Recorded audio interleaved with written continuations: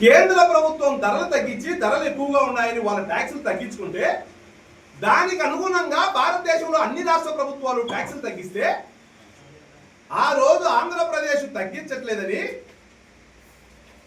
సాక్షాత్తు మోడీ గారు పెట్రో బాధుడు ఆపండి, కొన్ని రాష్ట్రాల తీరుల వల్లే ధరలు బగ్గు, ఏపీ తెలంగాణలోనే భారీగా ధరలు, నేను చెప్పిన మాట కాదు, మోడీ గారు వీళ్ళు చెప్పినటువంటి మాట. ఎప్పుడు చెప్పాడు ఇదే? ఏప్రిల్ 27, 2022. ఎవరు అధికారంలో ఉన్నారో ఈ రోజు మొసలి కన్నీరు గార్చే ఈ వైఎస్ఆర్ కాంగ్రెస్ పార్టీ నాయకులు మదనపల్లిలో, పీలేరులో, ఈ పశ్చిమ నియోజకవర్గాల్లో కూడా పెట్రోల్ డీజిల్ ధరలు పెరిగినాయని మనం రోడ్డు మీదకి వచ్చినారు. అక్కడొకడు నిశానీ గారు, వేలుముద్ర గారు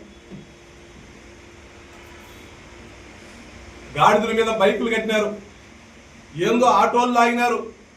అబ్బబ్బబ్బబ్బా, ఎన్ని వేషాలు ఉంటే అన్ని వేషాలు వేశారా మొత్తం. ఆ గాడిదలకు బైకులు కట్టి ఊరేగించారు కదా, పాప ప్రక్షాళన చేసుకుంటే ఆ గాడిదలు పెట్టుకోండి సరిపోతుంది. మీకు రాజకీయాల సూటుగా అవసరం సిగ్గుందా మీకు? పెట్రోల్ డీజిల్ ధరల పెంపు మీద మాట్లాడే అర్హత వైఎస్ఆర్ కాంగ్రెస్ పార్టీకి ఉందని అడుగుతానా? 31% ఉంటే వాటిని 35% పెంచింది ఎవరు? 22.5% డీజిల్ మీద ఉంటే 27% పెంచింది ఎవరు? అదనపు వ్యాట్, అదనపు రోడ్డు సెషన్ ₹2 లీటర్ పెంచింది ఎవరు? భారతదేశంలో అన్ని రాష్ట్రాల కంటే ఎక్కువ పెట్రోల్ డీజిల్ ఆంధ్రప్రదేశ్ లో ఉన్నాయని చెప్పి మోడీ గారే స్వయంగా అన్నారా లేదా?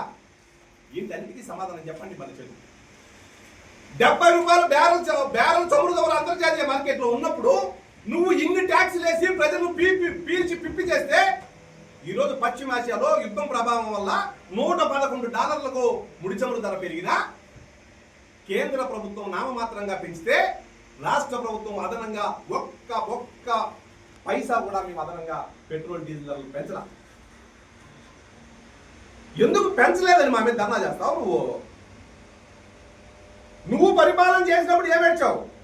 మేము పరిపాలన చేసినప్పుడు పరిస్థితులు ప్రతికూలంగా ఉన్న ప్రజా శ్రేయస్సు దృష్ట్యా ఆంధ్రప్రదేశ్ ప్రభుత్వం ఈ 24 నెలల కాలంలో ₹1 అదనంగా ట్యాక్స్ పెంచిందా పెట్రోల్ మీద, డీజిల్ మీద? $70 లోపు ఉన్నప్పుడు మీ నిర్వాహకం వల్ల ఈ రేట్లకు పెట్రోల్ డీజిల్ తీసుకెళ్లి ఆ యుద్ధ ప్రభావం వల్ల $111 వెళ్ళినా కేంద్ర ప్రభుత్వం పెంచిన నామమాత్రపు ధరలు తప్ప అదనంగా తెలుగుదేశం ప్రభుత్వం, ఎన్డీఏ ప్రభుత్వం ఆంధ్రప్రదేశ్ లో ₹1 పెంచింది అని